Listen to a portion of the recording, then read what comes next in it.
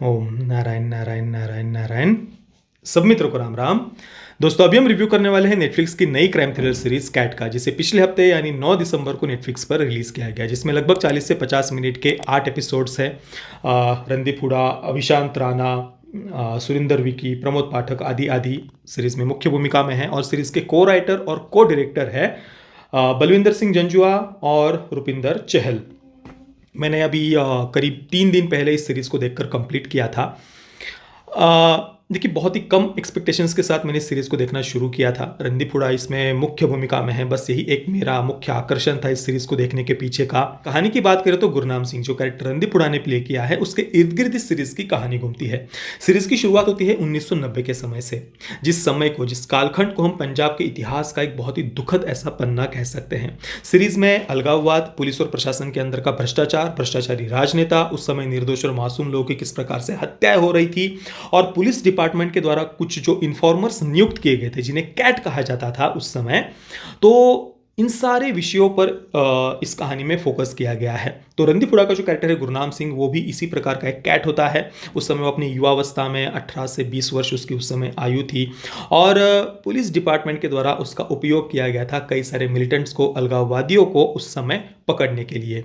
और ये ऑपरेशन पूरा होने के बाद में गुरनाम सिंह अपना एक नया जीवन शुरू कर देता है अपनी बहन और छोटे भाई के साथ में। अभी वर्तमान के समय में, यानी कुछ वर्ष पहले से इस सीरीज़ की कहानी शुरू होती है।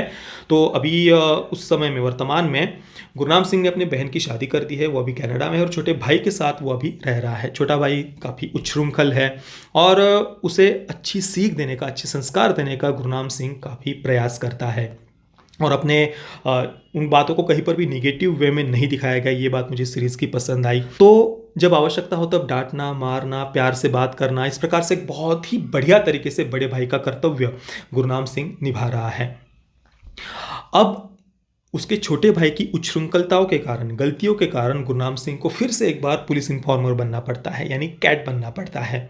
अब इसके बाद में एक बहुत बड़ा ड्रग माफिया का नेटवर्क दिखाया है। एक ड्रग माफिया क्वीन दिखाई है, जो एक राजनेता भी है, और उसके काले कारनामों को, उसके अपराधों को एक्सपोज करने के लिए पुलिस डिपार्टमेंट के एक ऑफिसर है, जो गुरनाम सिंह का यहाँ पर उपयोग कर रहे हैं। पर इसके पीछे बहुत सारे ऐसे रहस्य छुपे हुए हैं। जैसी बातें सामने हमें दिख रही है वैसी नहीं होती, उसके पीछे अभी क्या रहस्य छुपा हुआ है। 1990 के समय की भी, भूतकाल की भी बहुत सारी बातें धीरे धीरे धीरे वो परतें गुरनाम सिंह के सामने खुलती जाती है। तो एक तरफ तो 1990 के समय का जो आतंक था, मासूम और निर्दोष लोगों की जो हत्याएं हो रही थी, जो अलगाववादी तत्व थे, उसके साथ ही पुलिस डिपार्टमेंट, कैट, और अभी ये पूरा ड्रग माफिया का नेटवर्क। तो अब यहाँ पर मुख्य विलन कौन है, ये आप लगभग आसानी से गेस कर सकते हैं। नेटफ्लिक्स इंडिया की सीरीज है, तो ये गेस करना कुछ ज़्यादा कठिन नहीं होगा। सीरीज में जो ड्रग माफिया क्वीन दिखाई है, उसके बारे में भी एक प्रकार से सिंपथी उत्पन्न करने का प्रयास किया गया है। देखिए, कुल मिलाकर सीरीज मुझे इंटरेस्टिंग लगी। कुछ बातें मुझे पसंद आई सीरीज़ की, कुछ बातें उतनी पसंद नहीं आई, पर मेरा इंटरेस्ट शुरुआत से अंत तक बना रहा। परफॉर्मेंसेस, रणदीप हुडा का परफॉर्मेंस मुझे पसंद आया। बाकी जो सहायक कलाकार थे वो उतने ज़्यादा, मतलब कोई याद रखने जैसा परफॉर्मेंस मुझे नहीं लगा। और जो मुख्य विलन जिसे दिखाया है, अब मैं यहाँ पर कोई स्पॉइलर नहीं दूंगा, पर मुख्य विलन जिसे दिखाया है वो कैरेक्टर और ज़्यादा स्ट्रॉन्ग होना चाहिए था, और किसी बड़े कलाकार को वहाँ पर लिया जा सकता था। मतलब हो सकता है कि मैं उन्हें नहीं जानता हूँ, मैं माफ़ी चाहता हूँ, पर फिर भी और कोई स्ट्रॉन्ग उस कैरेक्टर को दिखाया जाना चाहिए था, ऐसा मुझे लगता है। पर ओवरऑल अगर आप इस सीरीज़ को देखना शुरू करेंगे तो आराम से आप इसे कंप्लीट कर पाएंगे, कहीं पर भी आपको इसे छोड़ने का मन नहीं होगा। हाँ, सीरीज़ और इंटरेस्टिंग हो सकती थी, प्रेजेंटेशन और बेटर हो सकता था, और काफ़ी सारी जगहों पर कई सारे सीन्स ऐसे हैं जहाँ पर कोई डायलॉग्स नहीं है, बस बैकग्राउंड में म्यूज़िक चल रहा है और वो सीन्स चलते जाते हैं। बहुत सारी जगहों पर आपको ये देखने को मिलेगा। तो पता नहीं किस कारण से इस प्रकार की टेक्निक का, या इस प्रकार से उन्होंने क्यों कुछ सीन्स को प्रेजेंट किया है जहाँ पर बैकग्राउंड में कोई डायलॉग्स ही नहीं है, बस म्यूज़िक चल रहा है और वो सीन्स चलते जा रहे हैं। ओवरऑल एक अच्छी सीरीज़, ठीक ठाक सीरीज़ में इसे कहूँगा।